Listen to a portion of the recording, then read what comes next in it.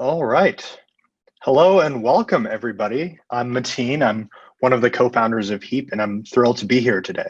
I wanted to thank Product School for having us, and I'm very proud to be joining all the other speakers in this lineup. So the title of my talk today is, What is an Insight and How do you get more of them? Now, the genesis of this idea came from a number of internal talks we've had at Heap.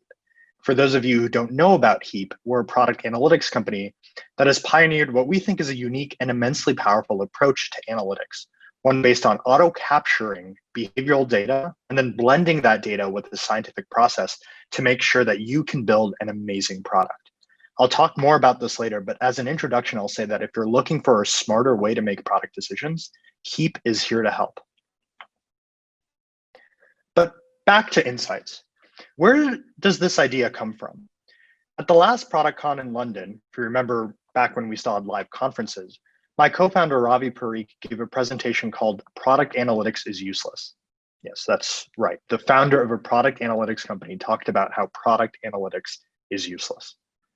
Of course, despite the provocative title, we don't really think that product analytics is useless. What we wanted to convey was that while product analytics are in fact enormously valuable, it takes a little bit of work to make those product analytics tools valuable. The problem as we see it is that most data companies out there like to pretend that simply having data is the same as making a better product. That we think is a big problem in the analytics world.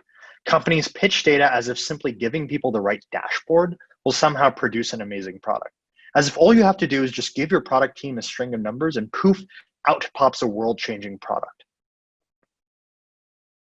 We describe this problem with the phrase, the tool is not the action, which it isn't. Having data is not the same thing as using that data to make better decisions.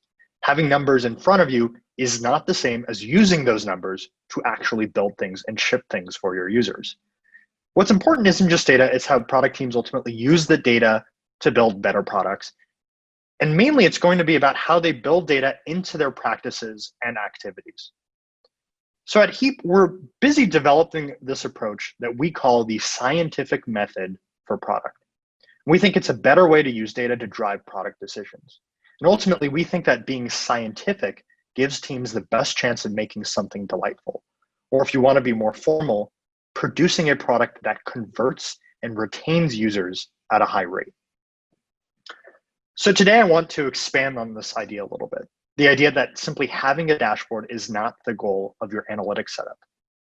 And what we'll argue today, and what I want to claim today, is that the primary way that data produces amazing products is through providing insights. And what we believe at Heap is that insights is the key intermediary link between data on one side and awesome products on the other. Okay, so the idea that insights are important is probably not a novel idea to most people here. It's important to get insights. Everybody understands that. That's obvious. But we think there's something to be gained by being a little bit more specific here. After all, if insights are what matter, then by honing in on what an insight is and thinking carefully about how we acquire them, we can work to structure our product development processes around getting more of them. So, what is an insight? Well, dictionary.com defines an insight as an instance of apprehending the true nature of a thing. Okay, that's not that helpful, at least not for product teams. If we look at Webster, they call it the power or act of seeing into a situation. Okay, maybe a little bit better, but still pretty vague. So I'm going to offer a tentative definition we've been working on here. And note that this definition of insight is insight as it applies to product teams. And as we see it, an insight has two key characteristics. Number one, an insight changes the story you tell about your product. And number two, an insight leads you to action. An insight changes your story about your product, and an insight leads you to action. So first, let's talk about number one. An insight changes the story you tell about your product. As we see it, this is a crucial part of the picture. The basic idea is that you have a mental model, no matter how vague, about what your product is, what it does, who uses it, how they use it, so on and so forth. And of course, you should have a strong mental model about these things. If you're not thinking about the person you're making your product for, if you're not thinking about how they're using it, well, you've got some pretty fundamental work to do. In the case of Heap, for example, the story for us is that Heap is for people who want to know what users do in their product, but don't want to have to wait months to figure that out. So over time, your story should become more detailed. Not only what jobs people use it for, but what things are easy for them, what things are hard, what things they wish were smoother, more powerful. Ideally, your story also gets more sophisticated about the people who use your product. If you have an e-commerce product, for instance, you might eventually see that people who come from paid ads tend to buy a certain item, or that people who read reviews tend to convert more. If you have a SaaS product, your story might be that managers use your product differently than ICs do, or that marketing teams use it differently than finance teams do, or so on. So back to the original question, what is an insight? An insight is a piece of information that challenges your presumptions or suppositions about your product, and in turn changes the mental model about who your product is for and what those people do with it.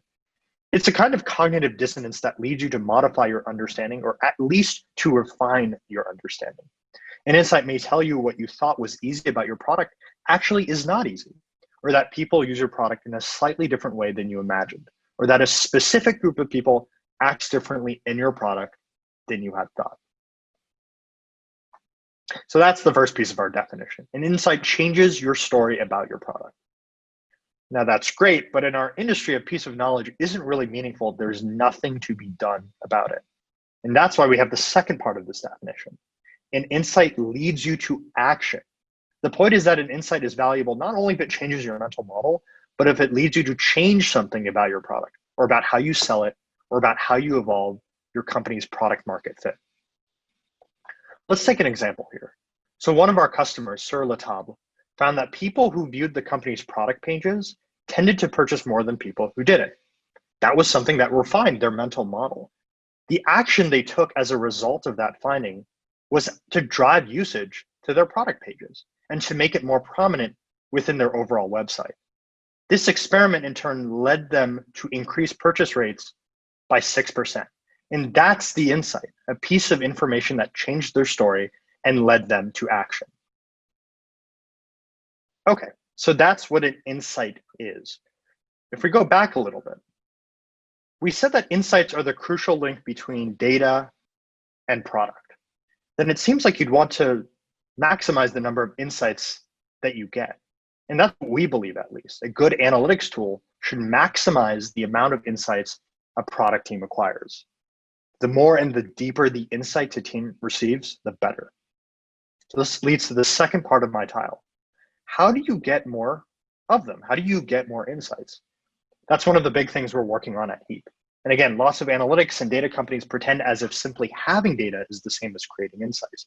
And it's not. Numbers by themselves are not insights. The dashboards on your walls are not insights. At Heap, we believe that insights come from combining technology and process, and we're working on helping product teams build out both aspects of their stack. In what follows, I'll lay out a few of the things we're working on. These are the technologies, or the combinations of technologies and processes that we think can maximize the number of insights you have about your product. I'm going to lay out 3 of these. The first one here is this idea, make hypotheses, test with data. Of the 3 things I'm laying out in this talk, this is the most important one because it combines both technological and procedural approaches. As I said earlier, one thing we're trying to develop at Heap is what we're calling the scientific method for product. And as we see it, being scientific means 2 things. It means adopting certain approaches to product, and it means using specific technologies that make those approaches viable. Getting insights requires a combination of these things. So the general idea with this approach is that if you're looking to change your story about your product, then well, you want to be testing everything about it. And this is part of the standard scientific model. When scientists run experiments, the assumption is that the status quo is the null set, that what we already think is true. And their job as scientists is to make hypotheses that prove the status quo wrong. That should be your job as a product manager. If you want to get more insights, you need to be challenging your ideas. The way you do that is by making hypotheses. Let's say you run a SaaS site. To promote a new feature, you run a blog series describing what the feature is, how people should use it, what amazing benefits it will provide, so on and so forth. Now, of course, in writing this blog series, your hypothesis is that putting it out there will increase activation. So what do? Well, if you want to test the efficacy of your hypothesis, you measure whether people who read the blog series are more likely to adopt this feature. And if they are, great, your hypotheses may be correct. And if they're not, then it's time to look at other methods of promotion and perhaps to save your blog writer time.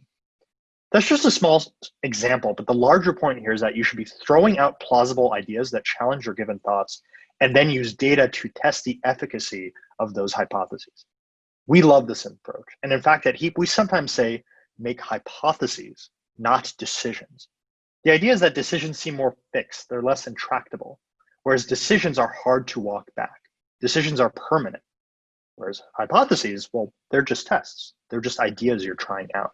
Getting them wrong is totally fine. It's okay to test and reject your hypotheses. That's what you're supposed to do.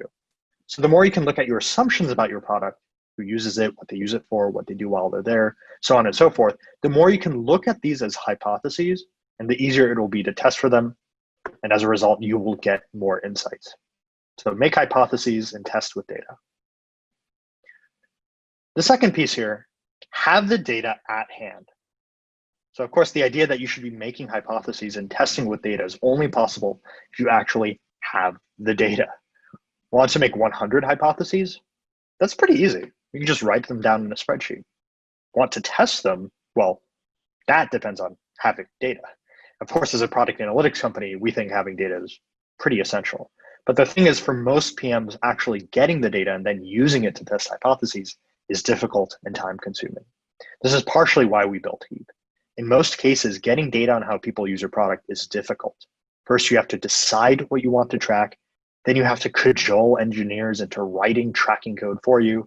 Then you have to wait months for the data to come in. And then once you have the data, you need to know how to analyze it and structure it to get the information you want. It's unfortunately no small feat. At Heap, we believe that getting insights, i.e. getting the information that leads you to an action, should not be difficult. When we started Heap, we knew there had to be a better way to do all of this. And that's why we built our platform on auto capture, a technology that grabs user data immediately and automatically without the need for engineering resources. You'll always have the data you need, and you can query it retroactively. Want to know if people who look at your blog are more likely to use a certain feature or purchase a certain item? Well, with Heap, you'll have the data there immediately ready to dig into. Why is this important for insights? Remember, an insight isn't just something that verifies what you already know. It's information that tells you something you did not already know. That's really the benefit of auto capture. It's not necessarily that you can more easily capture data about things you already do know about, though it's helpful for that too. The real advantage is having all of your data at hand easily so that you can learn about things you don't already know about. Here's an example. Let's take one of our customers, Lending Club. It's a large peer-to-peer online lender. As you might imagine, the process of applying for and receiving a large loan is complex. And as you can imagine, Lending Club requires users to fill out dozens of form fields and provide a lot of information in order to apply for a loan. Naturally, there's a lot of drop-off in this process, and Lending Club wanted to reduce it. As it happens, Alan D'Souza, the director of product analytics at Lending Club, is a big believer in data. And as his team dug in, they realized that when people saw errors, those people tended to drop off. Okay, fair enough. Luckily, however, the team had lots of data around user behavior, and they noticed something interesting. After receiving an error, some people corrected and moved on, while others, when they received the error, strangely just dropped off entirely. Well, why was this? It turns out some people who received errors continued on as if they hadn't received an error. That is, those people kept trying to fill out the form without correcting their error. And sometimes they tried to do this same thing 3 or 4 times before dropping off. Strange. Well, the team at Lending Club hypothesized that maybe these people weren't noticing the errors. It's a reasonable hypothesis. Maybe the errors weren't being displayed prominently enough, and as a result, people were getting confused and frustrated. So what did the team do? Well, they made the errors more prominent. And guess what? Conversion rates increased significantly for one of the most critical funnels in their entire user experience. The insight here is that people who were receiving errors were continuing on as if they hadn't. Seeing that people drop off isn't a particularly compelling insight. Filling out a lot of forms is boring, and that in itself is going to deter some people. Rather, the insight is that people who should be correcting errors were not correcting those errors. And that insight was what changed the story about the product and led to action. It wasn't just seeing drop off from one step to another. And that insight was only available because the team had that data at hand to verify and dig into that hypothesis. Number 3 here is this idea of constant evolution and constant iteration. Finally, this is a combination of both technology and process. Something we believe in deeply at Heap is that great products are built by a series of small improvements. There's always the story about the genius who wakes up with the perfect idea fully worked out. And it's a nice story, but we at Heap have never seen that actually happen in real life. Rather, great products, as we've seen them, emerge from a process of repetition, iteration, and small improvements. You keep chipping away, and hopefully those small improvements add up to something big. Or you chip away, and one day you discover something huge that you never would have expected in the first place. What does this have to do with insights? Well, as we see it, the idea is that making lots of small changes is what allows you to have insights in the first place. You make hypotheses, you roll out small changes, and you see how those changes are adapted by the market. It's these kinds of small changes that open the door to major advancements. I'm sure everyone here is somewhat familiar with the story of how YouTube started. As most people might know, it started as a dating site. Steve Chen and his co-founders wanted to copy the popular site Hot or Not. As part of their own take on Hot or Not, they added an option for people to post videos on their site. And the insight here was that people started using the video part more and more on its own, even when they weren't trying to date other people. The insight there led to an action that changed the site, led to a series of iterations that ultimately created the behemoth that we all know today. As another example, let's take a look at Airbnb, which is famous for experimenting with just about everything. They test every single part of their site, their algorithms. All of their development is based on hypotheses, and they leave practically no stone unturned. Lots of these experiments produce no meaningful results whatsoever. And that's okay. The ones that work tend to increase revenue, engagement, and all of the key metrics that they care about. One of the quotes from their data scientists is this idea that we use controlled experiments to learn and make decisions at every step of product development, from design to algorithms. They are equally important in shaping the user experience. So in summary, these 3 ideas: make hypotheses, test with data, have the data at hand, and constant evolution, constant iteration.